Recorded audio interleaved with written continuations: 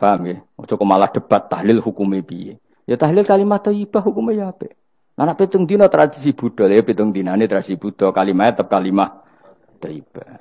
Tapi misalnya ana sing ra gelem tahlil ya ora apa-apa, sing penting tetep nglafadzno kalimat.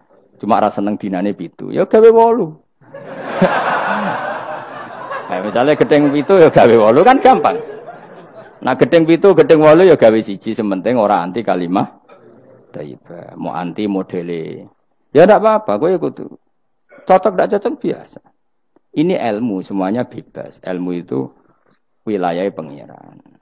Artinya wilayah pangeran, nanti yang uji itu kamu pangeran. Ngapain debat kamu sekarang? Kita sering kritik Wahabi, kita juga sering dikritik Wahabi, biasa saja. Saya sering ketemu ulama Wahabi, saling menghormati nggak apa-apa. Meskipun saling kritik, ya gejol-gejol kan ya biasa. Nggak masalah. Orang alim mulai dulu kritik-kritikan biasa. Imam Syafi'i sama gurunya sering gejol-gejolkan. Pas atas nama orang alim ya gejol-gejolkan. Dulu itu Mbah Hasyim Asy'ari sering gejol-gejolkan sama Ki Fakih Mas Kumambang, sama-sama orang alim. Ya murid sama guru. Karena ilmu itu memang apa ya? Kayak iya kayak enggak. Nah, yang ilmu absolut pasti sepakat. Misalnya tadi, apa kalimat thayyibah itu selalu baik? Pasti selalu baik. Ya sudah. Lah nanti cara kaifiyah melafatkan itu orang yang bisa berdebat. Baiknya dilafatkan kapan ya? Ya baik terus. Tapi selalu ada pantangan. Misalnya di kamar mandi. Saat jima misalnya. Itu kan pantangan-pantangan secara etika. Apa? Pantangan-pantangan apa?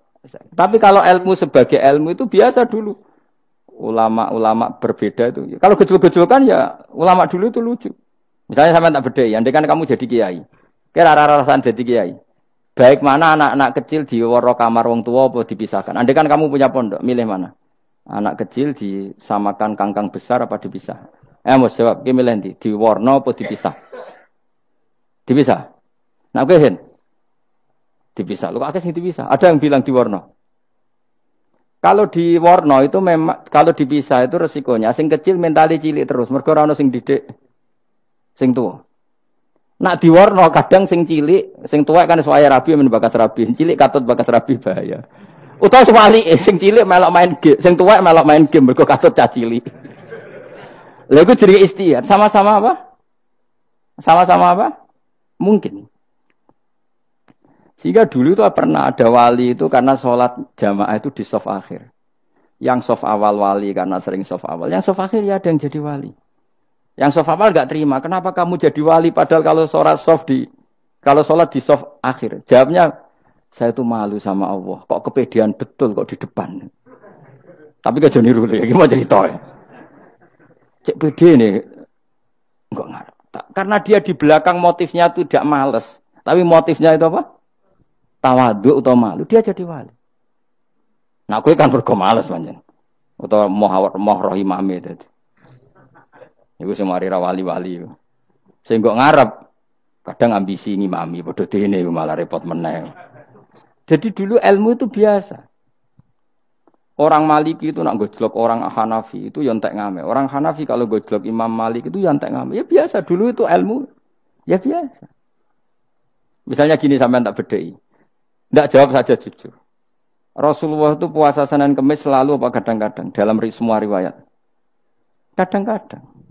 Sesuatu yang kadang-kadang dilakukan Rasulullah itu akan sunat terus, apa sunatnya juga kadang-kadang. Ayo jawab saja.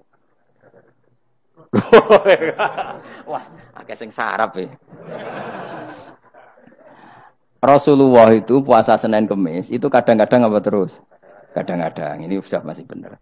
Sesuatu yang pernah dilakukan Nabi kadang-kadang itu menjadi sunat terus, apa sunatnya juga kadang-kadang? Terus. Nah, sekarang ini. Sebetulnya hadis kunut itu semuanya sepakat. Rasulullah kunut itu ya ahyanan kadang-kadang. Nah sesuatu yang pernah dilakukan Nabi kadang-kadang itu akan menjadi sunat terus ila yaumil. Maka Imam Syafi'i milih kunut terus. Abu Hanifah enggak. Bahaya kalau sunat kok dilakukan terus. Nanti dikira wajib. Sehingga Abu Hanifah tidak kunut. Dan itu ya biasa ketemu Imam Syafi'i kalau sholat di masjid Abu Hanifah itu tidak kunut. Ketika ditanya ikroman di hadal madhab, saya menghormati madhab. Orang Hanafi kalau main ke rumahnya Imam Syafi'i, ya kunut ya biasa dulu. Sekarang kunut dan kunut jadi politik identitas. Ini kunut sebelah ini mesti. Tidak kunut sebelah yang dulu itu enggak. Saya sampai sekarang nggak pernah tahu kunut itu tradisi ormas mana. Sampai sekarang nggak ada tahu. Karena saya orang alim, tahunya kunut madhab Syafi'i, nggak kunut madhab Hanafi. Dan itu sebelum tahun 12 dan 26 mazhab itu. Udah tahu toh maknanya? Mazhab itu sebelum tahun 12 dan tahun 26. Jelas? Kok ora paham, paham? Jadi dulu ulama ya biasa, perdebatannya gitu. Apakah sesuatu yang pernah dilakukan Nabi secara ahyanan, itu sunat terus, apa sunatnya juga ahyanan sekali tempo? Jawabannya apa? Terus. Tapi kalau terus bahaya, nanti yang sunat dikira wajib. Nah, yang berpikir gitu Abu Hanifah, yang berpikir terus Imam Syafi'i. Ya sudah, akhirnya jadi seperti ini. Dulu itu nggak jadi politik identitas, saling menghormati.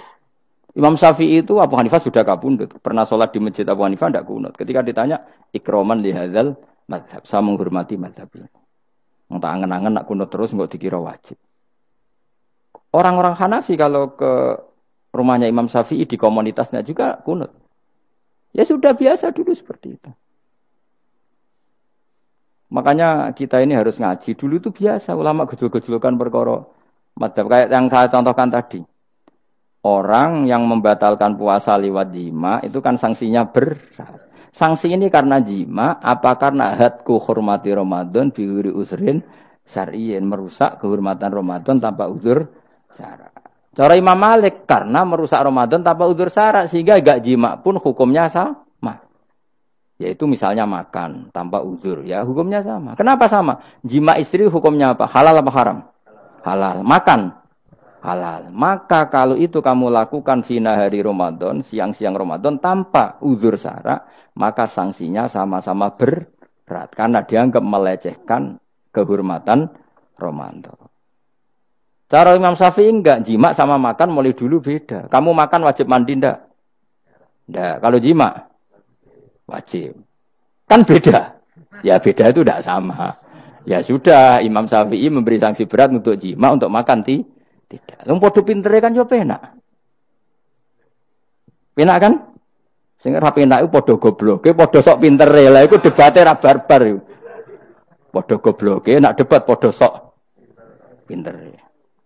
Wis naudzubillah min dzalik. Kulo nek debate wong malah kudu guyu.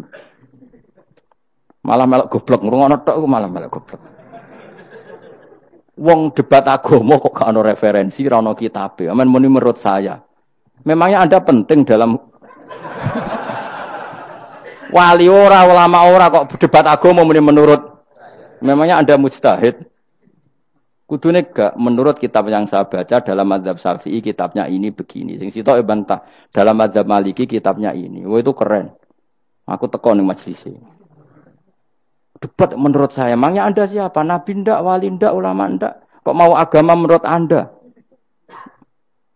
Wis wargane ora mesti kok ape. Makanya dibiasakan pakai referensi, pakai sanad. Agama ini butuh sanad. Inna hadzal ilma dinun fanzuru amman ta'khuduna dinakum. Lihat di Muqaddimah Sahih Muslim. Agama ini ilmu, ilmu ini agama. Maka lihatlah ilmu itu kamu ambil dari mana? Karena tanpa sanad ini bahaya.